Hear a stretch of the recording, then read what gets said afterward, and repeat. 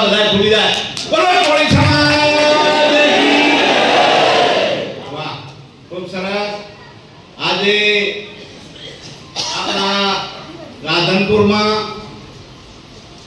જે આજે શોભાયાત્રા કે આપણા માનદાતા ના પ્રગટ દિવસે જે આખો કોળી સમાજ ખરેખર એવો એક ખમીર બનતો સમાજ અને શક્તિશાળી સમાજ જેનામાં તાકાત છે, જે સુરવીરપણું છે એવો સમાજ છે. ત્યાંથી અહીંયા સુધી એક જ નારા સાથે એ બધો અહીંયા આવીને અહીંયા આયોજકોનો થોડોક આમ તો વાંક કહેવાય કે સભા હકીકતમાં નાની પડી અને આયોજકોએ આટલું બધું નહીં ગાળ્યું હોય.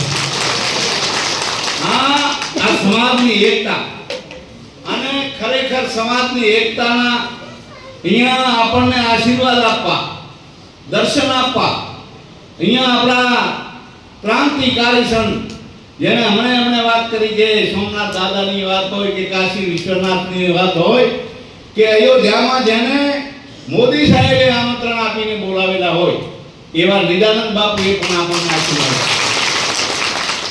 અને અહીંયા આપણા જગ્યાના મત દાદા નિર્મળા દાદા હકીકતમાં નિર્મળ એટલો સ્વભાવ છે એમનો અને જો કદાચ હાથ માથે મૂકી દે તો આપણો બેડો પાર થઈ જાય એવા પણ અહીંયા આવ્યા છે. બાપુ પ્રેમનગરથી આવ્યા બીજા બંને અહીંયા ભાણદાસ બાપુ પણ આવ્યા છે, બીજા અન્ય સંતો અને સમાજના મોભીઓ. ખરેખર ખૂબ આનંદની વાત છે. હું પણ એટલો બધો રાજી થયો છું કે કોળી સમાજ એક થયો અને આપણે ખરેખર જો ધારીએ ને તો જે ધારવું એ પરિણામ લાવી શકીએ.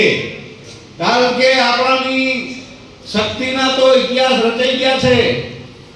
એ વેલનાથ બાપા માનદાતાના ઇતિહાસમાં એ સોમનાથમાં પણ જ્યારે એ સોમનાથનું મંદિરનું એ રચ્યું ત્યારે પણ આ લોકો એમની આહુતિઓ આપી દીધી છે. આપણા કઈ કોળી સમાજના લોકો એ આહુતિ આપી દીધી ભલામણા એવા એ આ ધર્મના રક્ષકો અહીંયા મળ્યા છીએ.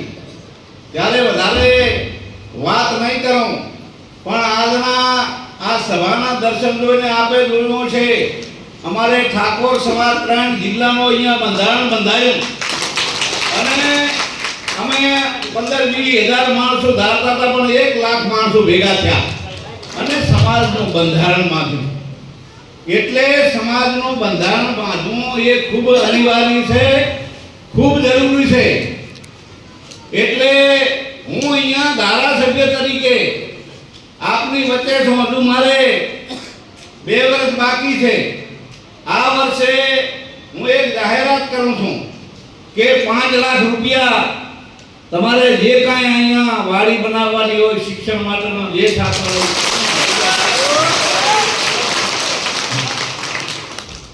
તો એ 5 લાખ રૂપિયા મારી આ બાદમાં ગ્રાન્ટ આપી દેવાની છે વિષ્ણુભાઈ નાચાભાઈ.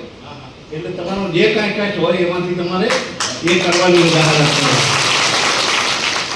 અને બીજું એક કે શક્તિશાળી છીએ પણ જો આપણે બધા આપણામાં જે વ્યસનો છે ખોટા એ ત્યાગી દઈએ અને શિક્ષણને અપનાવીએ સાહેબ. કારણ કે તમારામાં આપણામાં તાકાત છે પણ વ્યસનમાં ક્યાંક ને ક્યાંક ડૂબેલા છીએ ભલામણા. એટલે આવા મહાપુરુષો બેઠા હોય અને એમના ચરણોમાં માનદાતાના આજે પ્રાગટ દિવસે આપણે પ્રતિજ્ઞા લઈએ કે જે કંઈ મારામાં નાના મોટું વ્યસન છે આ દાદાના ચરણોમાં અહીંયા આપીને જઈએ અને આપણું ભવિષ્ય બનાવીએ ભલામણા. કારણ કે આપણે જિંદગી જીવી ગયા પણ આપણું ભવિષ્ય સારું બનાવવું હોય, ભવિષ્યને આગળ લઈ જવું હોય તો આપણા બાળકોને એવા સંસ્કાર આપીએ, એ મૂલ્યવાન શિક્ષણ આપીએ, સંસ્કાર સાથેનું શિક્ષણ આપીએ અને આપણે બધા વ્યસનથી મુક્ત રહી અને આપણા દીકરા દીકરીઓને ભણાવીએ. કારણ કે અત્યારે શિક્ષણનો યુગ છે. આપણામાં તાકાત ઘણી છે, શક્તિ ઘણી છે પણ શિક્ષણ વગર ક્યાંક વાત બધી અધૂરી છે.